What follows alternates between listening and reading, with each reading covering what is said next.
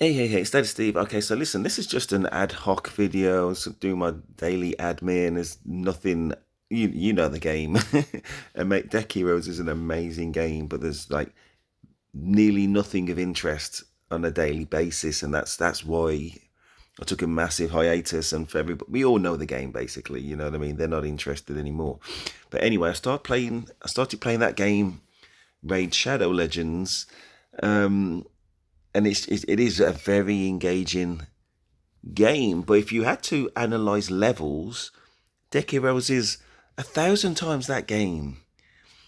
But what Raid does well, it's got a lot of buy-ins. You got the Teenage Mutant Hero Turtles. You got the He-Man buy-in as well. You can get that character and Skeletor, and just keeps you engaged. And it's got I like the creative animations. You know, you actually see He-Man do stuff and Skeletor do stuff and all that kind of stuff. All that kind of it's just interesting to watch, and the grind, the grind balance of it is roundabout right. But essentially, in terms of levels and complexity, uh, again, Deck Heroes is infinitely more diverse and interesting and potentially engaging. Long story short, a lot of that grind of that game, which is enjoyable, by the way. Don't take grinding the wrong way. It's almost like they got about 8 or 9 variations of dungeons that give variations of challenges, and you need to build a team in order to overcome those challenges. They got as I've been playing it just over a month now, so I am going to do a video which gives you the beginner's guide playthrough, and I actually do recommend it as a game because it is fun and enjoyable. And I'm playing it completely free to play at the moment.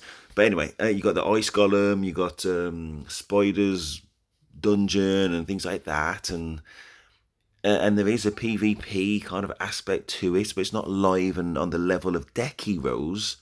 Deck Heroes infinitely better. They do have a live arena. I haven't got to that level yet. If I'm competing against pay to play, and I've just started off, especially those two things mean I'll definitely lose. Anyway, again, if Deck Heroes gave us a variation on the Explorer's Gate, like 4 or 5 versions of it, again with different challenges, you got to build different teams, which incentivizes us to spend to do it or invest in the game to do it. Oh my gosh, man, it would be infinitely better than Raid Shadow Legends, and I think infinitely more profitable. That's what I think. And again, if the creatures you had again were, you know, you never get it, but just for instance, so if you get Thor and Spider-Man and the Hulk and things like that, or and as a buy-in for that, and for something else, maybe you get Homelander and Butcher and Black Noir, or you know what I mean. I'm talking, you know what I'm saying though. You get a buy-in which gets people's juices flowing. You know what I mean? Okay, I've always wanted to have a Optimus Prime. Again, they ain't going to get these with the franchise, but just the concept of it. And I say they're not going to get it. And Raid Shadow Legends, they do have a lot of commercial arrangements with people that you just wouldn't. They've got oh, what's it called now? Assassin's Creed buy-in, and they've got this buy-in and that buy-in, and it just makes the game more interesting. It doesn't have to be those buy-ins, but again, yeah, minimum do more or create more dungeons. They're never going to do it, but they would make infinitely more money if they did. Oh man, so we just live in hope, and listen, I hope everybody's enjoying their game. I guess for me, yeah, I'm really happy with this team. I'm not convinced about Arbiter. I've got because there's other things about Raythons I was thinking about where it does its primary skill, and then for every um, Neander and Morty, it does further skills, which helps remove them from play. So this is probably better for this is probably better for the Queen Artiola problem, but overall makes it slightly weaker. That's the thing at the back of my mind. But there you go. If this Spirit Arbiter was at its max, say level 10, a bit more of an argument. But yeah, at some point I'll probably go back to Wraith Hunter. But I'm still going to play with it for now. Anyway, what I was going to say was, yeah, I seriously need to do something about these equipment skills for me to move my game forward. It's not really about creatures. I mean, yeah, of course I could have an Arbiter and give a Death Revive, and yeah, I'd have a bit more sustainability in any match, but I'm still going to get outplayed by Confine and Blade Shard and Unholy Rites and Salvage, all these things I really, really want to get and can get. Thanks to my man Bilko talking about Momoya and spending during that particular event. And yeah, at some point I'm going to get R1 Rakushu with the Sacrifice Meld and upgrading that first skill. And fair enough. Fair enough. I think it's going to be very useful. And it's going to replace something in this deck. And I'm not quite sure exactly what. Definitely not Top Row. Definitely not Dark Summoner. Definitely not High Cleric, obviously.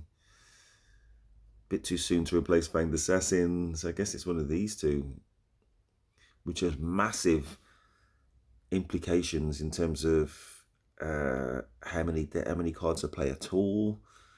So this might have to become my old faithful Rarona. Maybe. Really not an awful card.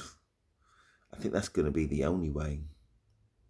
So yeah, maybe rocking with that for a little while. Who knows? Either way, as I say, it doesn't matter what creatures I've got for me to grow. I really need to work on those equipment skills. And I have tried, and I think I mentioned in the last video, I did try another blue skill, Noble Lord. And I ended up with Harrow again, man. Again. I'm going to give blue maybe 2 more tries, and I'm still building the equipment, the foundational equipment. I'll show you what I mean. So if I try to build, this here, basically I just don't have the materials. That's the best of what I've got. Not a lot. So basically I'm going to have to get those together somehow. During Momoya, I was talking about getting Planewalker level equipment. I might actually have to just get the standard level equipment,